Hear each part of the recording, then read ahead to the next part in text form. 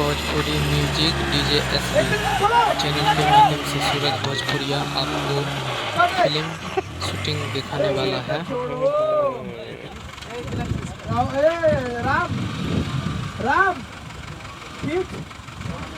जो action director बहुत ही अच्छा एक्शन दिखाते हैं फिल्म में,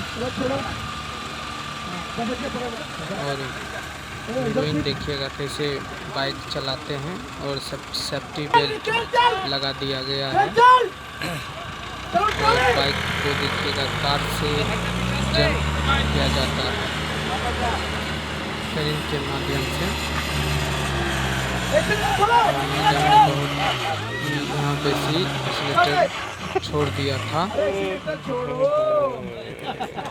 तो सभी दौड़ते हुए गए मैडम के पास और मैडम को कैमरामैन भी बैठे हुए हैं। सर गाड़ी का शॉट मेरा। अब देखिएगा कैसे हीरोइन को बाइक पे जंप करता है और पीछे से गुंडा देखिए फायरिंग कर देख रहा है।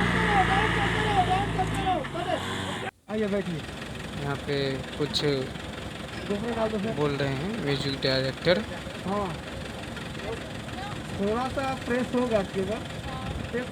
मैडम सर देखिए फिर से बाइक जंप होगा, फिर से पिच किया जा रहा है।